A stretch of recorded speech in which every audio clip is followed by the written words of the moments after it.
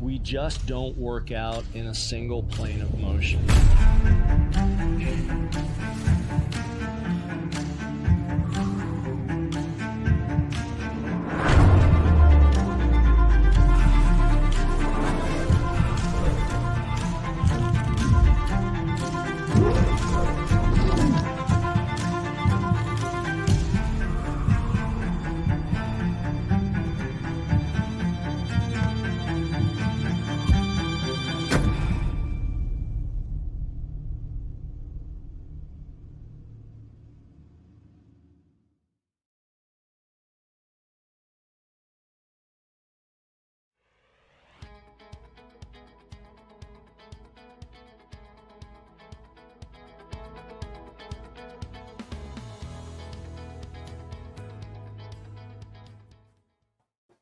All right, hello everyone, welcome back. I am joined again with Ashley. We are going to be making something very different. I know it's Wellness Wednesdays. Usually I make something healthy, and I'm changing it up. I'm gonna do I'm not sad about it. Yeah, I'm gonna do a flourless chocolate cake. So if you're gluten free, I mean this still counts, right? Yeah, perfect. Yep. It's perfect for a gluten free diet. It's healthy. Super simple recipe. It's only 3 ingredients, and it'll wow people. They'll be like, "Oh my gosh, this is one of the most delicious things. How did you do it?" Ooh, yay! And it's super easy. I like simple and wow. You're gonna need 3 ingredients. I have 8 eggs.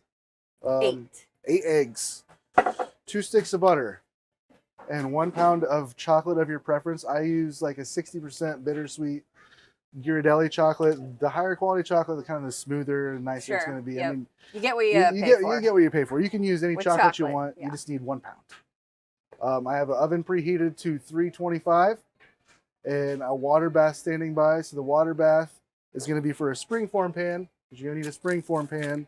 I have it lined with parchment. You don't have to line it with parchment. It just kind of makes your life a little easier. I like easy life. It makes cleanup and taking the cake off the bottom spring a little easier. But you want the water to go about halfway up. Gotcha. I was going to just say, I tried to do a facial earlier in his steam bath, but he wouldn't let me. He said I already have my makeup, and I don't want my mascara to run and all that. Yeah. But otherwise, you could do a facial before you do your cake. Kill 2 birds with 1 stone, right? Yep. So I use unsalted butter. You could Again, it's preference. You could use salted butter. I don't, but I mean, salt and chocolate does go together really well. But if you're gonna put salt on there, I would just prefer you just sprinkle some flakes on top at the end. So when you're baking, I typically only use unsalted butter. And like if it calls for milk, whole milk. If it calls for butter, use butter. You know, yeah, things will turn out better. And you're like, why is it this person's taste different? Well, they might have used margarine instead of butter, or they might have used 2% milk instead of whole milk. Yep. So straight up butter, no salt. No salt. You can use salt, but keep in mind it'll put salt in the recipe. So we're just gonna chop this up into just tiny little pieces. Nothing bigger, because we're gonna melt it over a double boiler. You can use the microwave if you would like, but I use the double boiler. But we're legit. So turn the heat on just a little bit. This water's already hot from earlier, so it should go pretty fast. Well, that's heating up a little bit. I have the 8 eggs, and we're just gonna use a stand mixer. If you have a little handheld mixer, that's fine. But we're looking for the eggs to double in size, and that takes maybe about 3 minutes. So we'll kick this up, and then we're gonna help our butter melt. And we're going to pay attention to this butter over here while we make noise over in the corner. So we'll turn the heat up just a little bit more since I get to pay attention to it. But what using a double boiler really does is it just kind of makes sure you don't burn it. You can melt it in the microwave, but microwaves, some are different than others. Like my microwave at home, I can make something in the microwave in like 10 seconds and it'll be lava. But I use my mom's microwave and it takes like 5 minutes. Right. So I can control this. Same with the chocolate. Chocolate burns really fast in the microwave. You got to really watch it. So you want to get this nice and melted, and then we got our pound of chocolate. What kind of chocolate did you choose? I use Ghirardelli, and I use the 60%, kind of a bittersweet chocolate. I like I think this dessert works really well with dark chocolate. So you could use milk chocolate if you wanted. It's going to be really rich, so, but keep that in mind. But this is kind of, I don't know if you're familiar with DeVite's Bistro. This is the recipe we use there for our flourless chocolate cake. So we use it in a little bigger quantities. You know, 10 pounds of chocolate at a time as opposed to Holy cow. one. But I've simplified the recipe. Probably gonna put on 10 pounds after I eat this cake today, but No. it'll be worth it. It'll be great. Got our eggs combined. And as far as the garnish, once this is done, you're going to want it to cool for, you know, if you want it warm, you're still going to have to let it cool for a little bit to let it set. Otherwise, it's going to be kind of a mess. It has a nice texture, kind of like fudge. So it's going to be really, really smooth. I typically garnish with a little powdered sugar or a dust of cocoa powder and some fresh berries. Yep. If you want to make a berry compote, just add some raspberries and sugar and cook it over a stove. That's it. So our butter is almost melted. So close.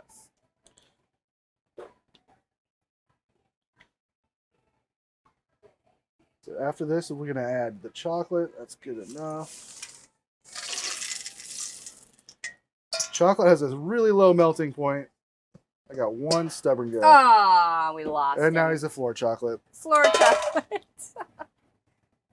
But I would use the 5-second rule, but I don't think that's appropriate. That's not appropriate. I don't think we're going to miss that 1/8 of an ounce.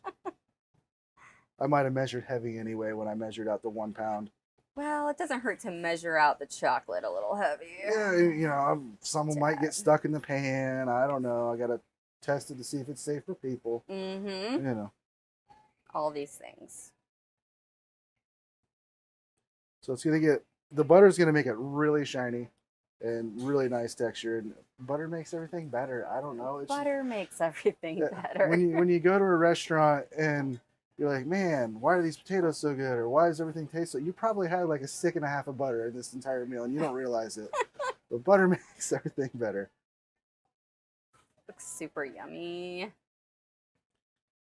And it is melting pretty fast. It melts really fast. Definitely one of those things you have to pay attention to the whole time and not like chocolate has like a melting point around 97, 96 degrees. Ooh. So that's why when you hold it in your hand, it melts. That's why M&Ms are so popular. They figured the trick out. Yep.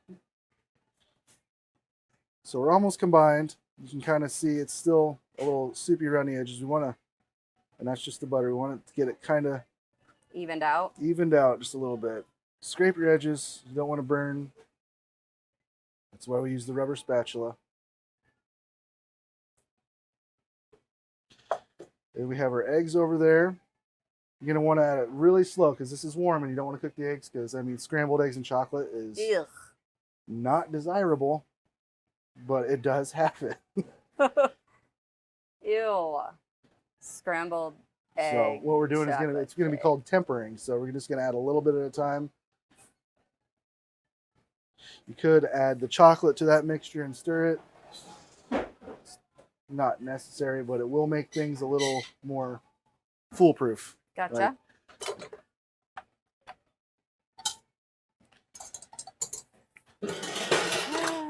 Here comes the eggs. So I am going to ditch the spatula and go for a whisk because I want to make sure it's moving really fast. Otherwise, the eggs will cook. Yep. So we're just going to whisk, pour slowly.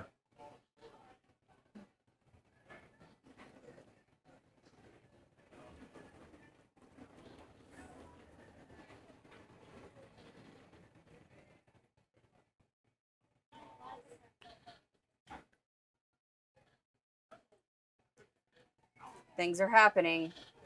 Things are happening.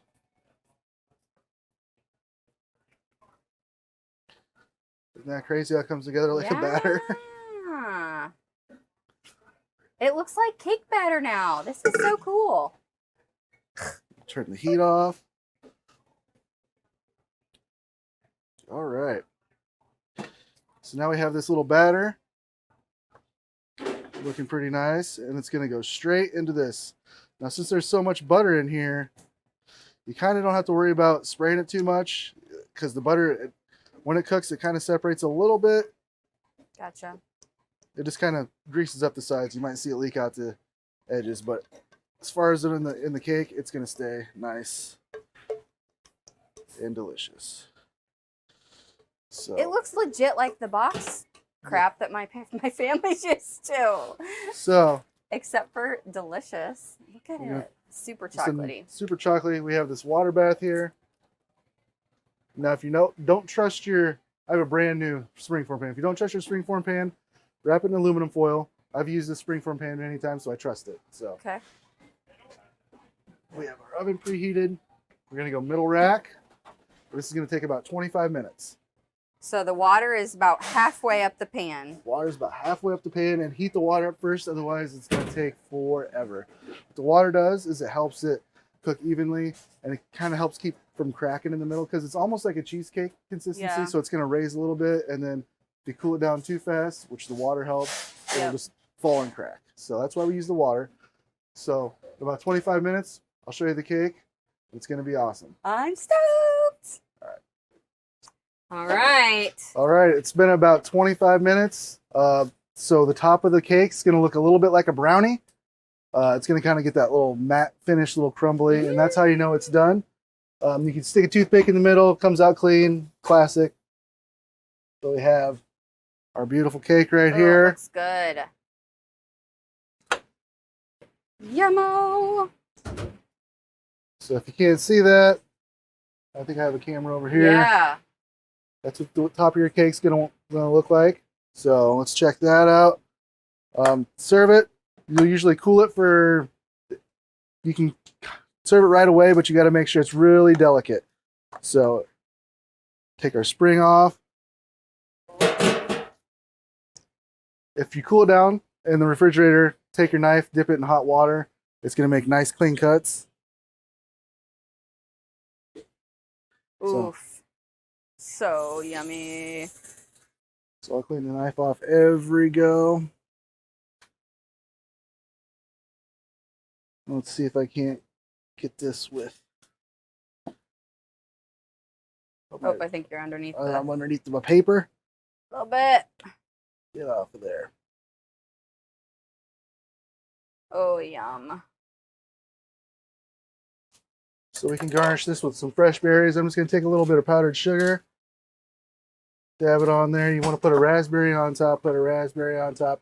Yum. Tastes delicious. Super easy. Gluten-free. 3 ingredients. Yeah. It's that was easy. I feel like I could even do that. 3 ingredients. So you can do it for sure. It looks amazing. I can't wait to try it. Yep. All right. Awesome. See you guys next time. See ya.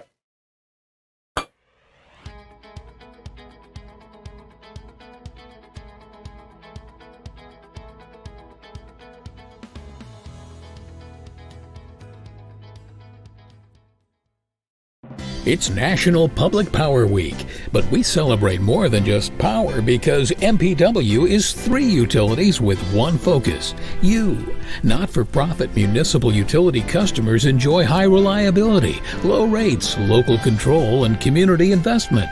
It's also National Customer Service Week, making it even more important because delivering excellent customer experiences is just as important as delivering reliable, low-cost services.